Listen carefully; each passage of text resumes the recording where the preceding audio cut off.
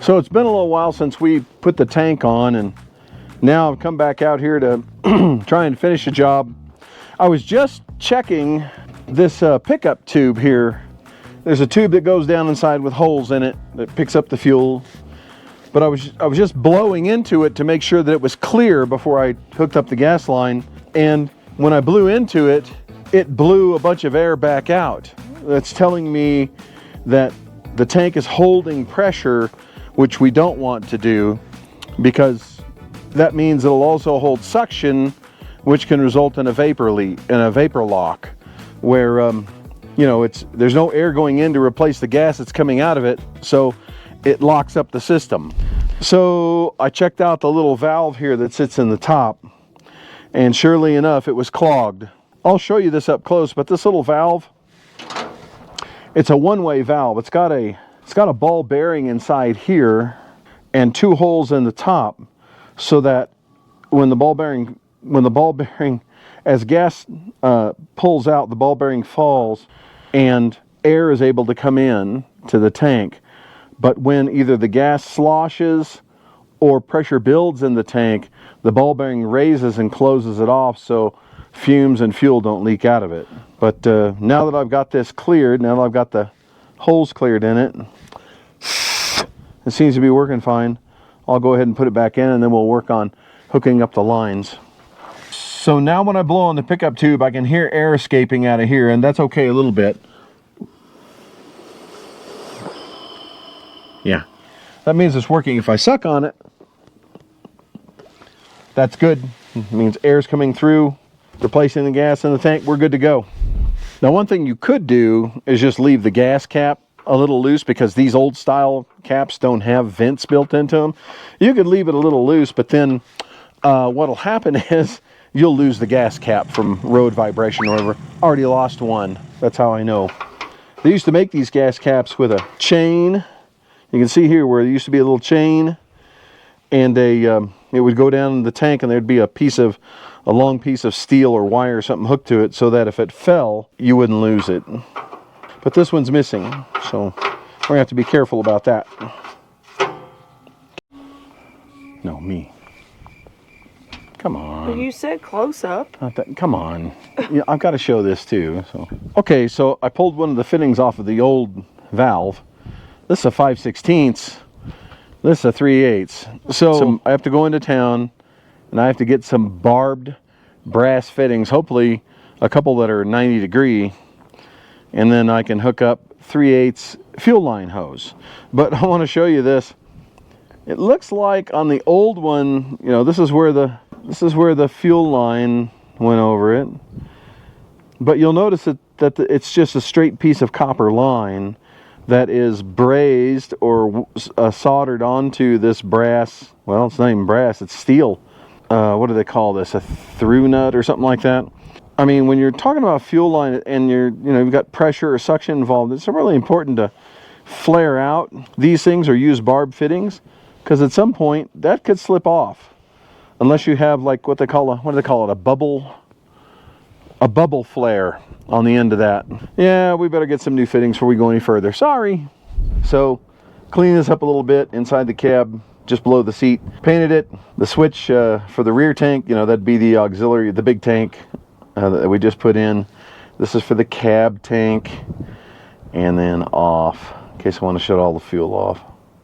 So anywhere that your gas line is going to rub, it's advisable to have some kind of sleeve or some kind of protection for it, so that so it doesn't wear through from vibration.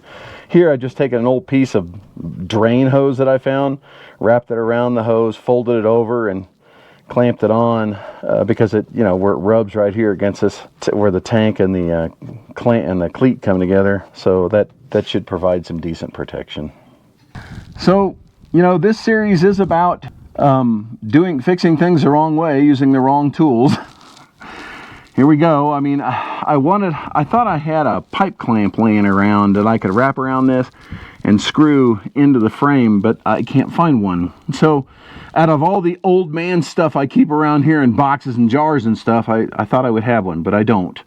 So I just I just ran a couple of straps through there, wrapped it around on the other side of the frame. I wrapped it around an old drill bit that was worn out, you know, press up against the, and then just tightened it. It's good for temporary, but the important thing is that it keeps the hose from rubbing on the frame, which is what we want. So, and here's how I secured that one. Like I said, next time I go into town, I'll get some stuff to do it properly, but that's how it's going to have to be for now. Okay, so got a handy dandy little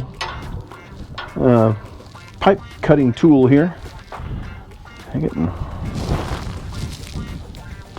I know this series is about doing this the wrong way, using the wrong tools, but it just so happens that I have the right tools for this. If you try to cut this with a hacksaw or something like that, you're going to wind up having to clean up your cut before you can flare it, because it'll create such a ragged mess that it may not give you the flare, the seal you're looking for. So something like this comes in handy.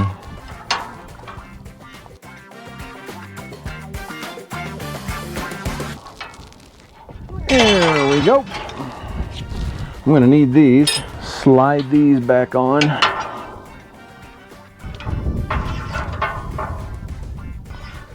Okay. Before you flare your pipe, make sure you've got these tube nuts on the way you need them. You hate to flare it and then realize that the thing's on backward and then have to cut and reflare. Let's get this. Get on there. There you go. All right, now it's time to bend this into the shape we need. Okay, flaring tool's hooked up.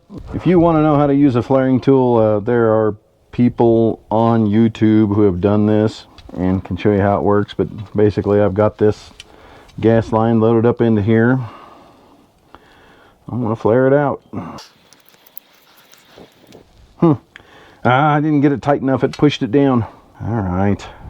Let me fix it and try it again. It's just pushing it down. I got to figure out a way to do this right. This clamp here is not absolutely tight. It'll push the pipe back down. And that is not what we want. Hold on. Almost forgot to put the new fuel filter in. This fuel filter will serve both tanks. It's coming off of the exit from that valve we installed. So it'll filter from both tanks. It's a 16 micron, and yes, I know it's made for fuel injection and special connectors. You know, the wrong kind of application for this truck, and that's what this series is about, right? Doing things the wrong way, using the wrong tools. No, but I put a small bubble flare in either end of this connector so that this hose would not slip off. And so let's get it put in, and let's see if this thing will draw from the new tank. All right, so here's our finished product. We have our tank. We have a new soft line going from the tank to this valve. Okay, new valve. Right now it's turned off, but I'll turn it to cab because I know I have fuel in there. But this valve will switch between the cab tank and this rear auxiliary tank. So right now I know I have fuel in the cab, so I'll leave it there. And let me show you the underside. Here's that soft line coming from the auxiliary tank. All right, coming in right here, this line to the valve.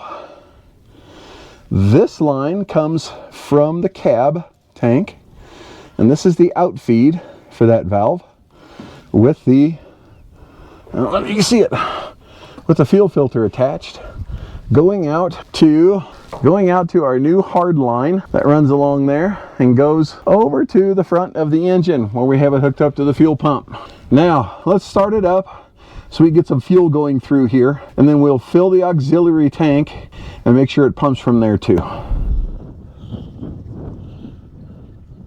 Get my shoot from underneath. Shoot from underneath? What do you mean? It's a joke. Oh. Into the fuel tank. You excited, Robert? You excited for a new fuel tank? Yeah, I know, right?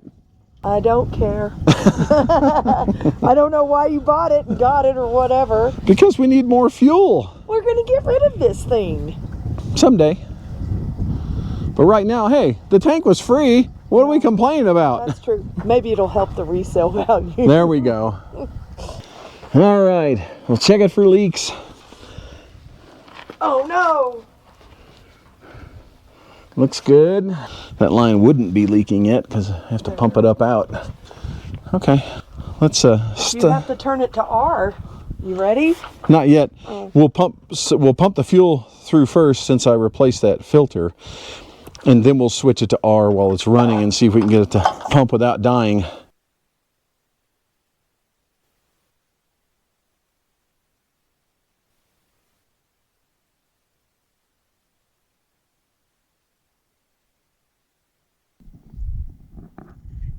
E-Chip is not a doctor. Don't take his advice. But I play one on YouTube.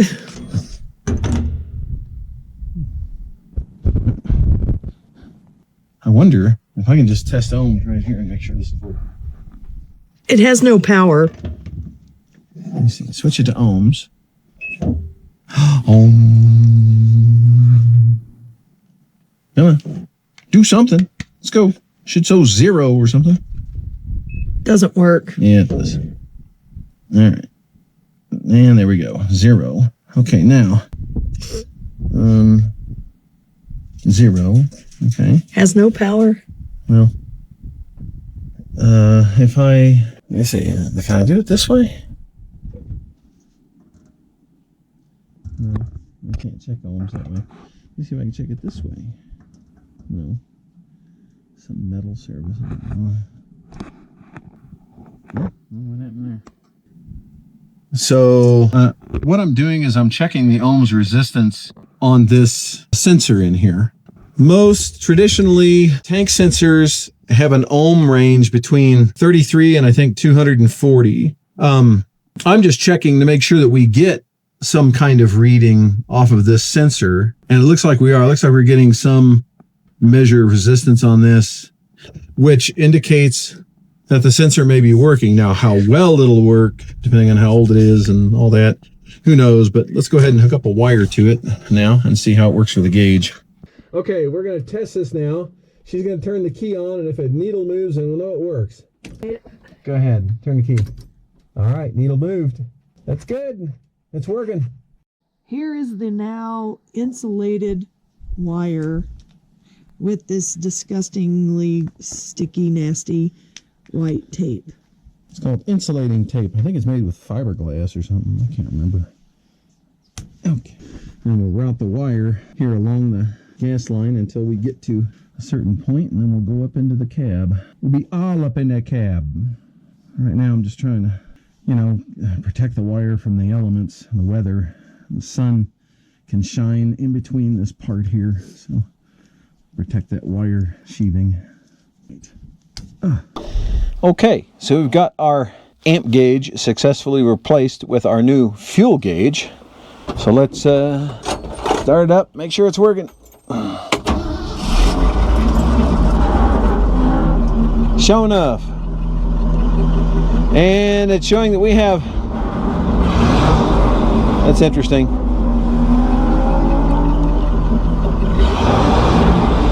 Huh. It's interesting, the more power I apply, that's funny. Okay, I might have something wired funny, because the more power I apply, the higher the gauge goes. I better check those connections.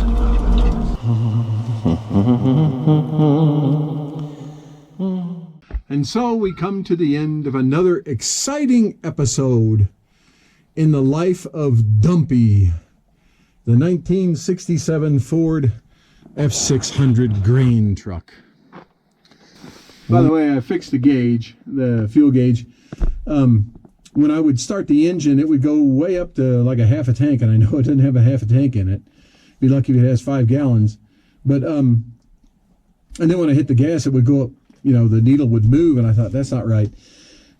So I figured it must be a ground problem or something, connection problem. Went and traced it back, and the battery terminals were just really corroded. So I removed the cables, cleaned them and the battery posts really good, and then put them back, and now you can see the needle is where it's supposed to be. It's not up at half or 3/4. So it's working right now. All right. So, Reba, did you have a good time? I know you had a good time sitting in here on this bench seat in the truck, didn't you? I love to do this, Roscoe. You love to sit in here, don't you? So, Roscoe, what do you think? You want to go inside and have some supper? Are you hungry? You want some food? Food? You want some food? Reba, you want some supper? You want some supper? Huh? You want supper? Okay, let's go get some supper. Okay, so next up on the next edition of our saga here with the F600 is to replace some brake soft lines. If you've been following this, you know that we've already done the brakes on this and bled them and stuff like that. I think the soft lines are original to this truck. That would make them 60 years old, and they're looking pretty scary. So we're going to go ahead and we are going to replace those coming up. I don't know. There are a whole bunch of things that this truck needs, and I just sort of piddle on it, you know, when I get a chance. But I want to make sure that that fuel line was, twisted fuel line was fixed since I was installing this free auxiliary tank that we got. So very grateful to the person that gave it to us. Thank you very much. And you know, it just almost looks like it belongs there, don't you think? It's just a very nice look. Anyway, don't forget to like, subscribe, hit that bell so that you can see future videos coming up on this, and follow us for any number of things. You may or may not know that we live off-grid in the American Intermountain West, and we are building an off-grid home, passive solar and straw bale and adobe. And so please follow us for that too. We love to get viewers. We're not trying to make money at this, but we do like viewers. If we're going to go to the trouble, we want people to watch. So, and if you have any suggestions for upcoming videos, why, please drop them in the comments. But thank you so much for watching, and we'll catch you on the next one.